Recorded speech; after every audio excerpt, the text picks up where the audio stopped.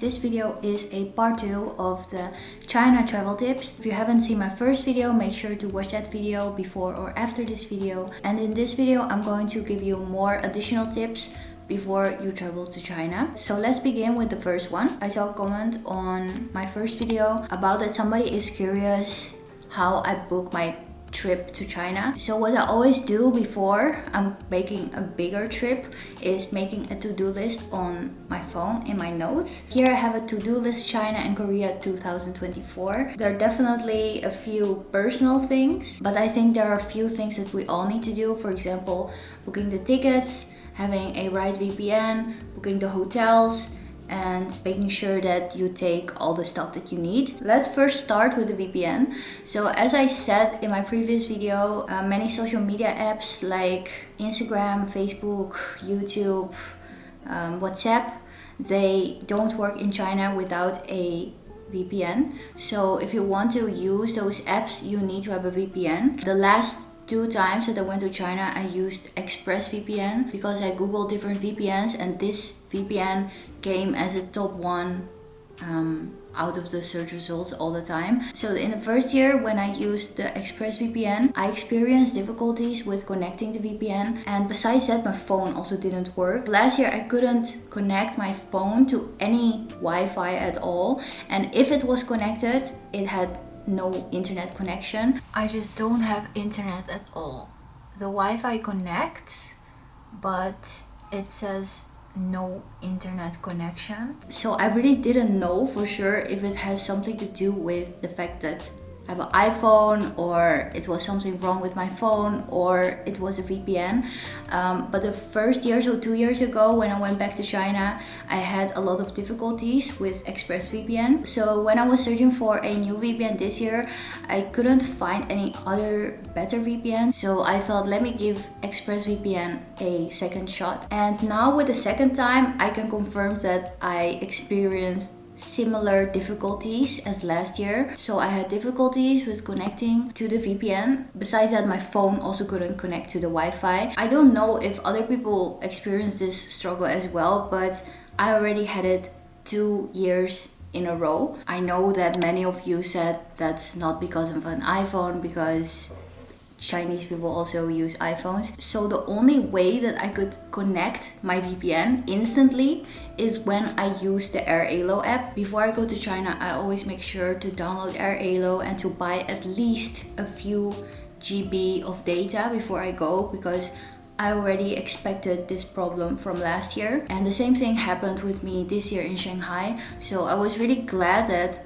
I had my Airalo app, but there was one mistake that I made, and that was that I didn't activate my Airalo SIM card. When you buy your data from Airalo, really make sure that you activate your SIM card, your eSIM, before going to China, because I didn't do it and that caused me a lot of unnecessary problems. So learn from my mistake and activate your eSIM. So let me show you how to use the Airalo SIM really quickly. So it's basically just an app. If you don't have it yet, you can just go to the App Store, Google Play, whatever you have on your phone, and search for Airalo, and then you can download the app. And once you are in the app, you probably need to make an account first, but I'm already in the app. So here you see different countries. Well, if you're going to China, then you can select China. Oh, sorry for the dirty screen.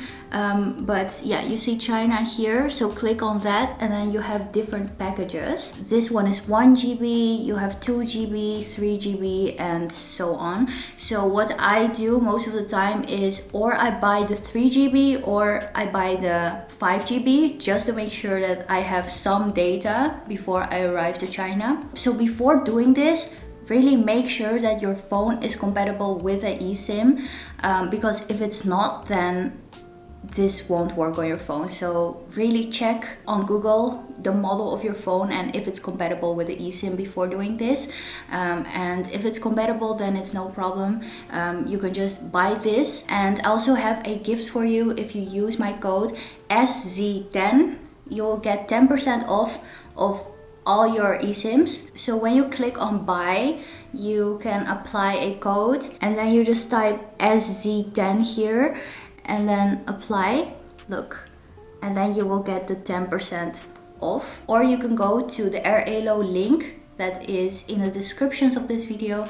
Then you can also go to the website. But this app really saved me twice when I was in China, so I really recommend it. Yeah, so if anybody knows what's going on about the fact that I can't connect my phone to the Wi-Fi, just let me know, because I really have no idea. I also went to the Apple store in China. They also checked my phone, and I think they explained something like that they have different kind of iPhones. So they have a Asian version or Chinese version. They also have American versions, and my phone is like a Western version of an iPhone, so things are automatically blocked or something like that. I'm not really sure. The next things what I do before going to China is, of course, buy my flight tickets and book the hotels when it's needed. So this year I went to Shanghai to visit my nieces, so it was necessary for me to book my own hotels. A flight ticket, I think that's pretty easy. I don't think I need to explain much about buying a flight ticket. What I do most of the time is I check which dates are the best to fly to China, because the prices of flights are different every day, and based on that I choose the date for my trip. And then for booking hotels, I always use Booking. I just search on Booking how many nights I want to be in Shanghai, and then all the hotels will pop up, and that's how I found my hotel. Like I also mentioned in my previous video, so there are two types of hotels in China. You have international hotels and you also have local hotels. The international hotels, they accept foreigners, but there are also hotels that doesn't accept foreigners, or people with foreign passports. So really make sure that you booked an international hotel, because if you don't and you want to check in with your foreign passport, they could reject you. And that also happened to me last year when I booked a local hotel. I don't think that will be a big problem if you book a hotel from a international platform like Booking, because they're already registered for foreigners. But if you're still hesitating and you want to make sure that it's a international hotel for sure, just chat with them or call them to ask if they also accept foreigners. I think that it's not a problem to go to a hotel with a foreign passport that you booked on Booking, for example. But if you booked it on a Chinese platform, for example, then really ask if they also accept foreign passports. Then the next thing that I want to discuss are taxis in China. So I know that once you arrive in China at the airport, most of the time there is a special taxi place outside, and there are already taxis in line. So you just have to go outside and then wait in the queue until it's your turn, and then somebody will guide you to a available taxi. And once you're in the taxi, you can just share the address or the location that you want to go with the taxi driver, and they will take you there. So that's super simple. You don't need any apps for that. About booking a taxi from other places, that's a different story, because it also depends where you are. So for example, when I was in Shanghai, most of the time you need a app to book a taxi through your phone. I tried to ask my nieces many times how to book a taxi. How do you order a taxi in China? Please explain. Little program. Online taxi. So this. But which app? 滴滴。滴滴。还有别的用哪个？高德。高德也可以打车。可以。就那些导航、那些地图都可以。What I understood from them is you have WeChat, and inside WeChat you have different apps. So here are your chats, and then if you slide up, you have these different apps inside WeChat. These are the apps inside WeChat, and then here you have different apps like Didi and I don't know, KFC, other things that I never saw before.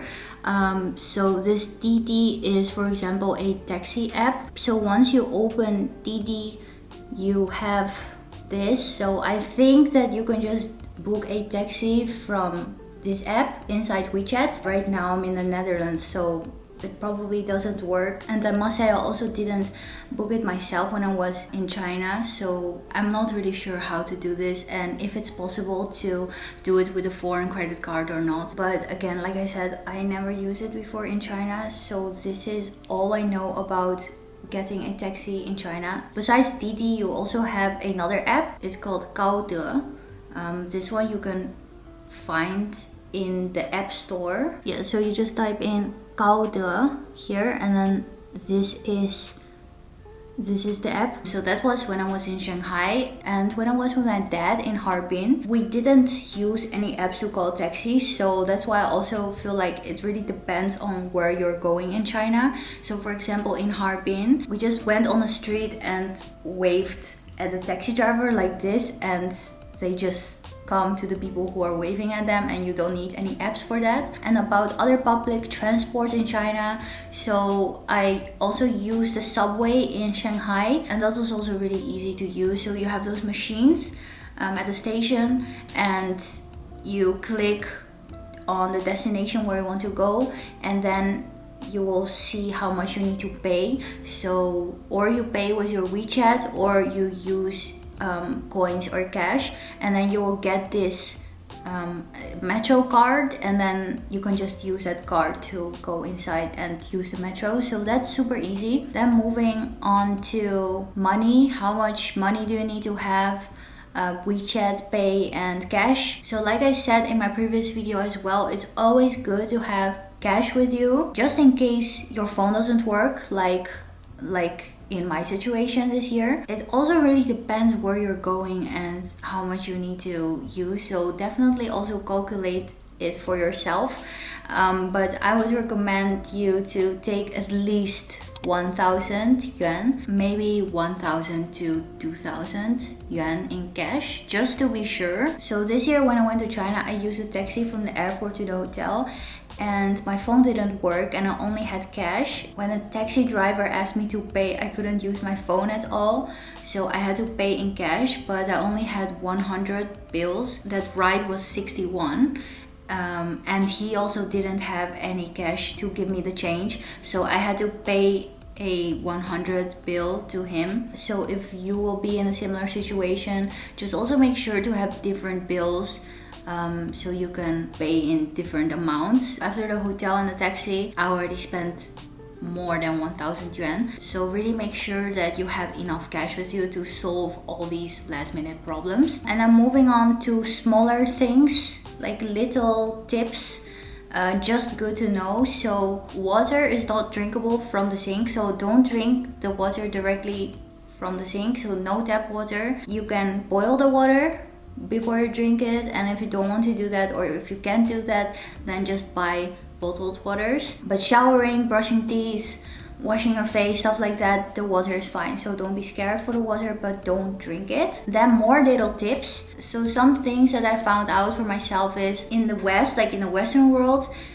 you have a building with different like levels, and the ground floor is mostly called 0, like level 0, but in China the ground floor is called 1, so 0 is 1 in China, and then the first floor is 2 in China. And sometimes they also don't have a 4th floor. Last year when I was in Nanjing with my nieces, I was at the Ibis Hotel, and there they also didn't have a 4th floor, because 4 is a bad luck number, because 4 is pronounced as 四, and 四 sounds like 死, and 死 is death. So yeah, Chinese people don't like number 4.